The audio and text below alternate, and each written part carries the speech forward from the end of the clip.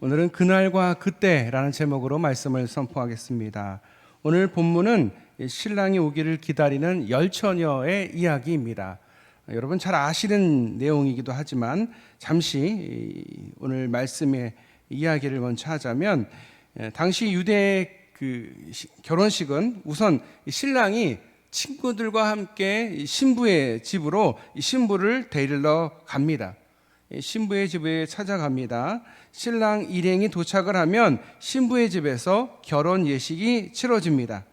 예식을 마치면 해질녘에 신랑은 신부를 데리고 자기 집으로 다시 돌아옵니다. 신랑이 집에서 결혼 잔치가 벌어지는데 며칠 동안 계속이 됩니다. 이때 신부들의 친구들이 들러리로서 이 잔치에 초대가 됩니다.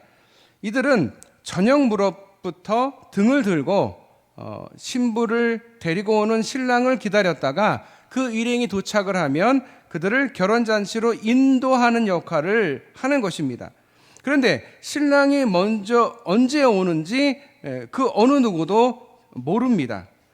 전화가 있는 것도 아니고 미리 사람들이 기별을 주지 않으면 마냥 기다려야만 합니다. 신랑이 무슨 연유회인지 늦어지게 됐고 기다리던 열처녀들이 깜빡 잠에 들었습니다. 그런데 갑자기 신랑이 들어닥치자 당황한 10명의 처녀들은 제각기 등불을 켜서 들었습니다. 그런데 이 중에 5명의 처녀는 여분의 기름이 있었고 나머지 5명의 처녀는 기름이 준비되어 있지를 못했습니다. 신랑이 오는 동안 등불에 기름이 다 타고 말았습니다. 꺼져가는 등불을 들고 다른 처녀들에게 기름을 나눠 달라고 5명의 처녀들이 간청을 합니다. 그러자 슬기로운 처녀들은 우리가 함께 쓰기도 부족하니 너희들 쓸 것은 가서 사오라 이렇게 권합니다. 그들이 기름을 사러 간 사이 신랑이 왔고 신부의 집은 닫히게 됩니다. 후에 기름을 준비해온 처녀들이 문을 열어달라고 하자 너희들을 알지 못한다라고 대답을 합니다. 왜 예수님이 이 같은 비유를 들으셨을까? 예수님은 재림을 준비시키는 교훈을 그들에게 알려주시는 것입니다. 우리로 현재 살고 있는 이 세상에서 다가올 미래를 준비하라, 재림을 준비하라 라는 것입니다. 미래에 하나님의 나라가 완성될 때에 그곳에서의 삶의 기준이 무엇인가를 가르쳐 주는 것입니다. 예수님의 재림으로 시작되는 세상에 대한 그 심판 때에는 아무도 알 수가 없으나 우리가 그때까지 무엇을 어떻게 준비해야 되는가 주님은 말씀하고 계십니다. 예수님의 재림과 심판에 대한 가르침의 핵심은 시기를 아무도 모른다라는 것입니다. 시기를 아무도 모른다라는 거예요. 이게 진리예요. 시기는 아무도 모릅니다.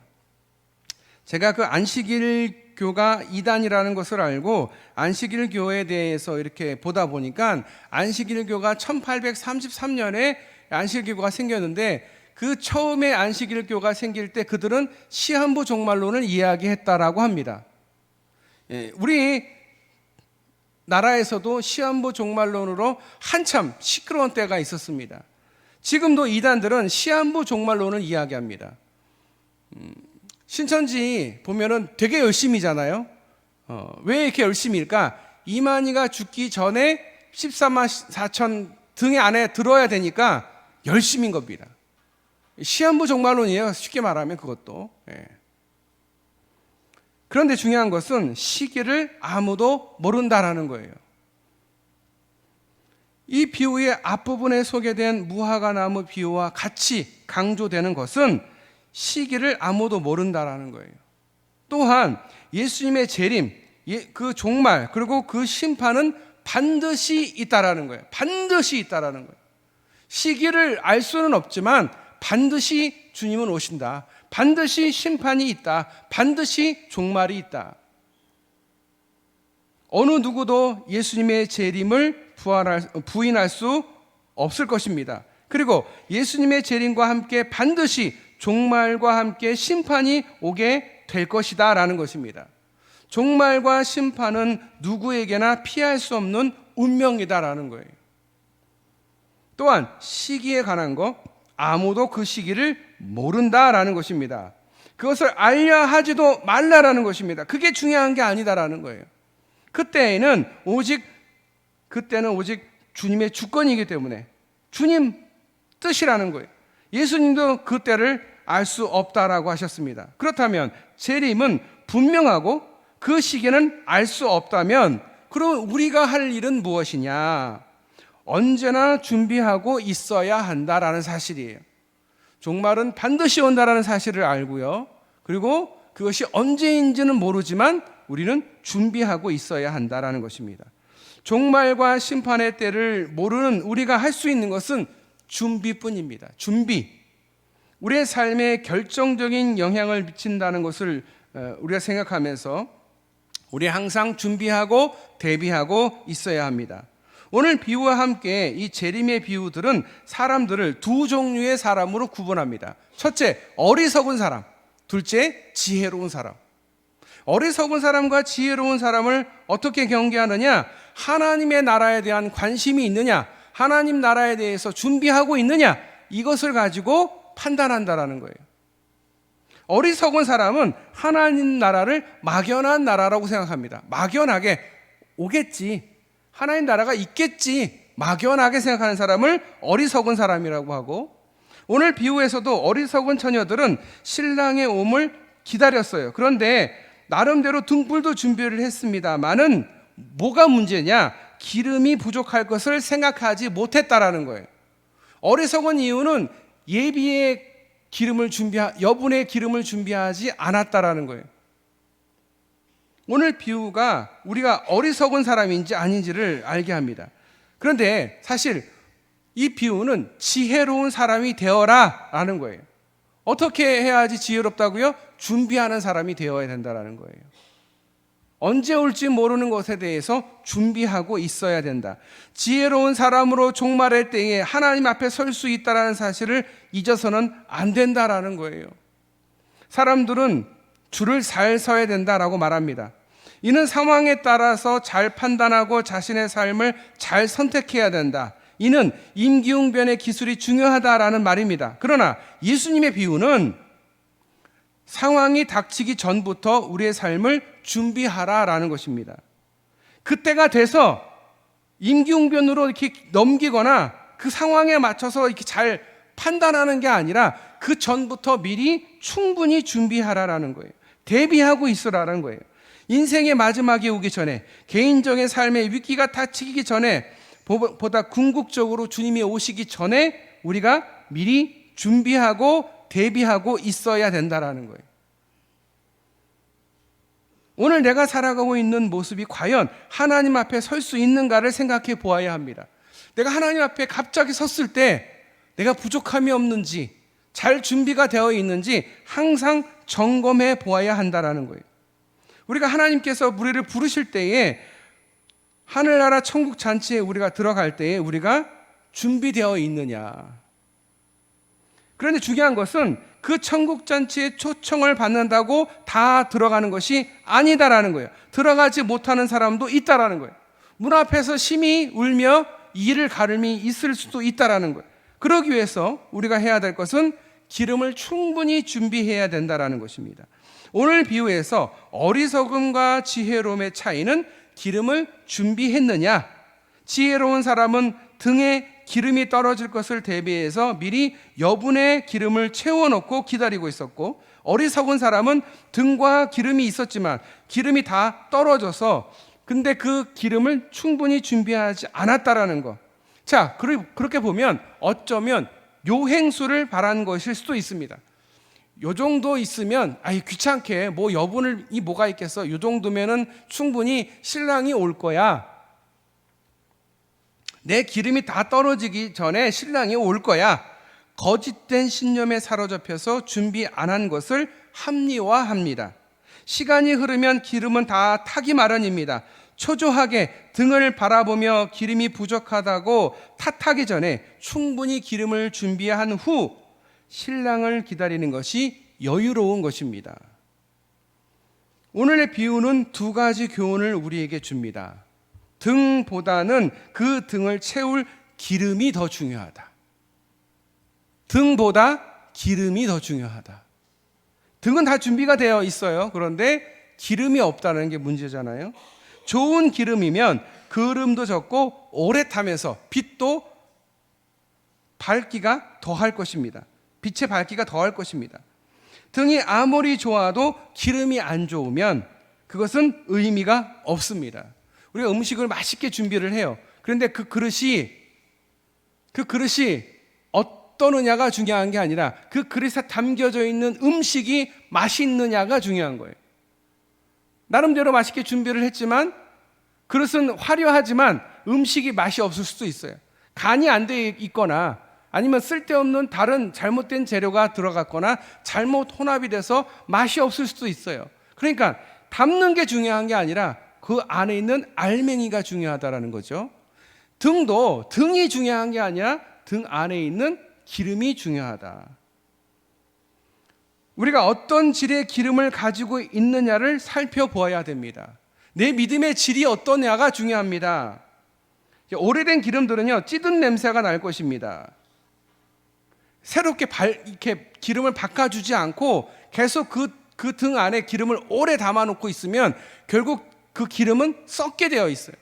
기름도 썩습니다. 그렇죠? 식용유도 마찬가지죠. 아무리 좋은 오일도 오랜 병에 담아놓으면 냄새가 나요. 불을 밝게 할 수는 있지만 상쾌하지 않다라는 거예요. 우리가 가진 기름의 질이 어떠한지 항상 점검해 보아야 합니다. 그 기름은 우리의 믿음이라고 할 수가 있습니다. 그러니 우리의 믿음을 항상 점검해 볼 필요가 있습니다. 내 기름이 지금 새로운 건가? 오래 썩어서 냄새가 나는 기름인가? 내 믿음을 항상 점검해 볼 필요가 있다는 거예요. 우리 신앙생활에서 기름을 준비 안 하는 것은 이미 도래할 하나님 나라에 대한 긴장을 늦추었다라는 거예요. 하나님의 나라는 언제든지 올 수 있습니다. 지금 이 순간에 올 수도 있고, 나가다가 길을 건너다가 집에 가서 잠을 자는 순간 하나님이 부르실 수도 있고, 종말의 때가 올 수도 있다라는 거예요. 우리는 지금 휴전 상태지 전쟁이 끝난 게 아니에요. 언제든지 전쟁이 일어날 수 있다라는 거예요. 미친 척하고 전쟁이 일어날 수 있다라는 거죠. 언제든지 위험한 상황이 있는 거죠.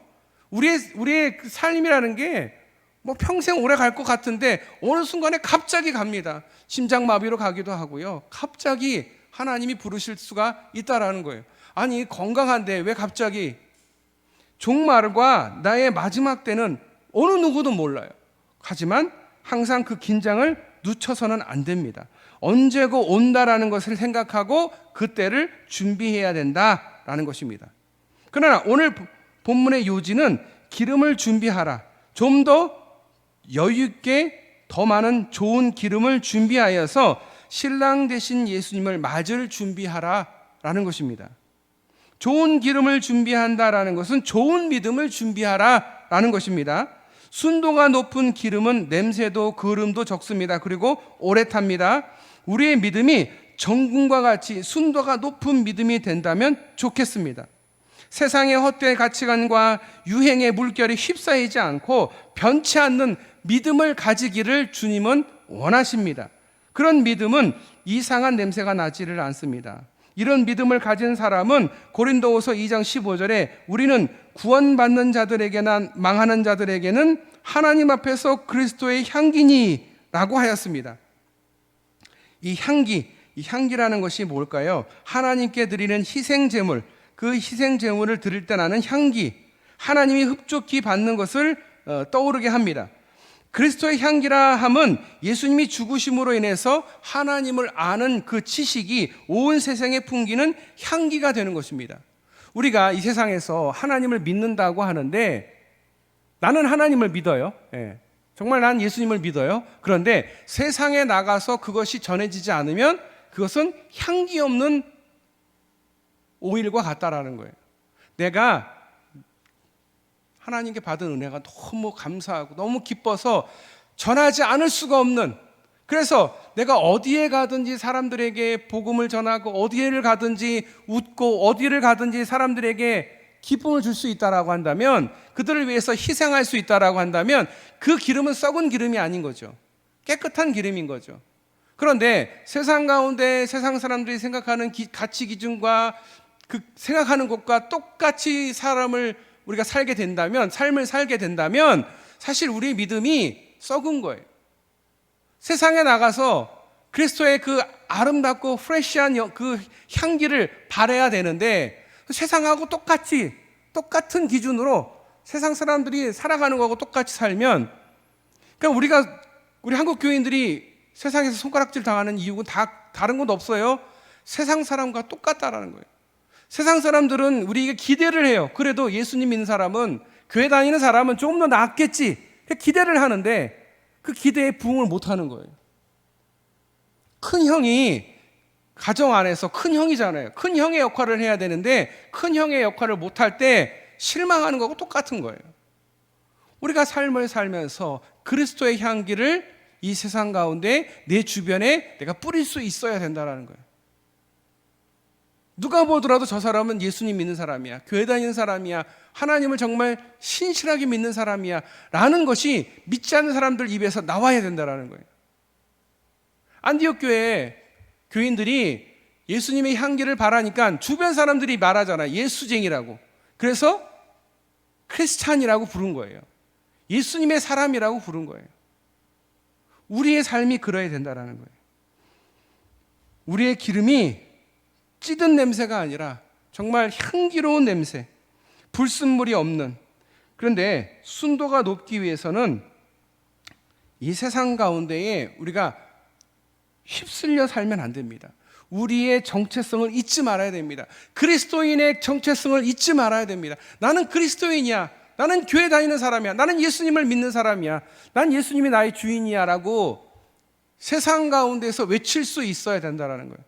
말하지 못하면 행동으로 보여줘야 된다는, 그게 진정한 순도가 높은 기름이다라는 거죠. 기름은요, 세상과 섞이지 않습니다. 세상과 섞이면 기름이 아닌 거죠. 우리의 신앙생활과 사회생활이 이원화해서 사는 사람들이 있습니다. 교회에서는 신앙생활을 열심히 해요. 그런데 사회에 나가서는 신앙생활을 하지 않습니다. 사회생활만 합니다. 이게 문제인 거예요. 신앙생활은 나가서도 하는 게 신앙생활인 거예요. 세상 가운데, 가정 가운데, 여러분의 직장 가운데 신앙생활을 계속 꾸준히 해야 그게 신앙생활인 거예요. 교회에서 신앙생활하는 거는 당연해요. 누구든지 할 수 있어요. 그게 중요한 게 아니다라는 거예요. 그리스도의 향기는 그렇게 세상에 나가서 그리스도인답게 신앙생활을 할 때 우리가 그리스도의 향기를 전할 수 있다라는 것입니다. 세상에 살기 위해서 기름과 같은 믿음이 필요합니다. 그러나 더 중요한 것은 좋은 기름과 같은 믿음이 필요합니다. 두 번째 교훈은, 그래서 기름은 계속 준비해야 한다라는 거예요. 기름을 준비하다가 귀찮네, 언제 되면은 신랑 오겠지, 그래서 그냥 요만큼만 준비하는 그런 게 아니라 계속해서 기름을 준비해야 된다라는 것을 우리가 교훈으로 알 수가 있습니다. 어리석은 여자들의 문제는 등이 없어서가 아니라 기름을 준비하지 않았기 때문에 문제가 있는 거예요. 그래서 어리석은 거예요. 등에 다시 기름을 채울 준비를 해야 된다라는 거죠. 그들은 등이 꺼지는 것에 대해서 충분히 기름을 준비하지 못했기 때문에 그 등에 불이 꺼진다라는 거예요. 한번 채운 기름으로 계속 빛을 발할 수 없습니다. 그들은 다른 사람들에게 기름을 나눠달라고 했습니다. 이처럼 마지막 순간에는 자신의 기름이 필요할 것입니다. 이는 하나님 나라를 향해서 우리의 등에 채워야 할 믿음이 있어야 한다는 것입니다. 그 믿음은 지금 이 순간에 우리가 하나님께 드리는 고백입니다. 여러분, 우리 부모님을 따라서 믿는 그 신앙은 내 신앙이 아니에요. 부모님 신앙이에요. 착각하는 경우가 많은데 젊은 청년들이 꼭 그렇더라고요. 이게 중요한 시기가 있는데 어느 시기냐면 하나님을 정말 하나님으로 믿느냐 안 믿느냐라는 시기가 옵니다. 내 인생 가운데 하나님을 내가 전적으로 믿을 것이냐 안 믿을 것이냐라는 그 시기가 와요. 그 시기에 하나님을 믿지 않고 세상을 의지하고 하나님을 차선으로 미룰 때 결국 하나님을 믿지 못하게 되는 거예요. 그 시험이 꼭 옵니다. 그 시험에 넘어지는 경우가 많다라는 거예요. 가나안 성도들이 대부분 그런 거예요. 부모님의 믿음을 따라서 부모님 따라서 교회를 왔어요. 거기까지는 좋아요. 근데 그 믿음은 부모님의 믿음이지 내 믿음이 아닌 거예요. 나와 하나님과의 그 관계 1대1 관계 속에서 내가 하나님께 하나님은 나의 주인이시고 내 인생의 모든 것을 좌지우지하시는 분입니다라는 고백이 있어야 되는데 이 고백이 없으면 그 신앙은 흔들리게 되어 있다라는 거예요. 그래서 그 신앙을 버리게 되는 거예요. 고3 시험 앞두고 시험에 듭니다. 그런데 그 고3이 하나님 앞에 기도합니다. 그러면 그 시험을 이겨냅니다. 우리가 결혼을 하거나 아니면 직장에 취직을 하거나 자녀를 낳을 때도 시험에 들 때가 있어요. 그럴 때 하나님을 의지하고 하나님을 부르짖으면 또 한 번 내가 하나님께 고백하면서 내 믿음이 또 한 번 성장하게 되는 거예요. 그래서 그 관계 속에서 하나님을 내 주인으로, 내 인생의 모든 것이 내가 주인이 아니라 하나님이 주인이심을 고백하게 됨으로써 나와 하나님 관계가 이제 부모님 믿음이 아니라 나의 온전한 믿음이 되고 온전한 고백이 된다라는 거예요. 그래야 진실하고 신실한 믿음을 갖게 됩니다. 하나님이 원하시는 게 그건 거예요. 우리는 수 없는 시험과 수 없는 고난을 받게 돼 있어요. 기독교는요, 고난의 종교지 예수님 믿었다고 다 잘 살면 얼마나 좋겠어요. 그런데 어떻습니까? 잘 사는 사람도 물론 있지만 고난당하는 사람들이 훨씬 더 많아요. 근데 그게 이상한 게 아니에요. 왜요? 주님도 고난당하셨잖아요. 하나님의 아들도 고난당하셨어요. 하나님의 아들도 십자가를 지셨어요. 그러니 우리가 당하는 고난은 어찌 보면 당연한 거예요. 어찌 보면 가벼운 거예요. 주님이 보시기에. 하지만 주님이 십자가를 지셨는데 그 십자가가 주님을 위한 십자가 아니라는 거예요. 우리를 위한, 우리의 죄에 대한 대가를 주님이 우리를 대신해서 지셨잖아요. 그러니 우리도 십자가를 지는 게 당연한 거예요. 고난을 받는 것이 당연한 거예요. 그런데 그 고난을 당하는 것이 나 혼자 받는 게 아니라 주님이 함께 받는 거예요. 주님이 우리의 마음을 아신다는 거예요. 그렇게 하면서 우리를 어떻게 하신다? 정금과 같이 우리를 단련시키신다라는 거예요. 더 순도가 높은, 더 진한 그런 기름, 더 진한 믿음을 갖게 하신다라는 거예요. 여러분, 쇠를 만들 때 여러 번 치지 않습니까? 여러 번 친단 말이에요. 또 치고 또 치고 또 쳐야 그래 불순물도 없고 더 단단한 강철 검이 되는 거 아니겠어요? 떡도 마찬가지예요. 떡도 많이 쳐야 쫄깃쫄깃하고 더 맛있는 떡이 되지 않습니까? 우리의 믿음이 그렇다라는 거예요. 우리의 삶이 그렇다라는 거예요. 고난받고 어려움 가운데 있는 성도님들 계십니까? 시험 들고 낙심해 계신 분들 계십니까? 주님이 여러분과 함께 하심을 잊지 마십시오. 여러분을 귀하게 쓰시려고 하는 것입니다.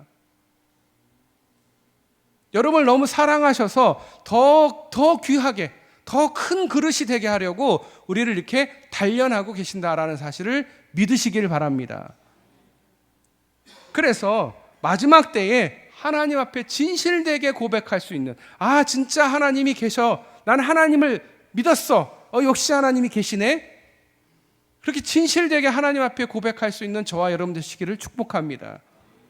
여러분 승리하실 수 있기를 바랍니다. 준비되어 있는 10처녀 중에서 지혜로운 처녀들이 되시기를 축복합니다.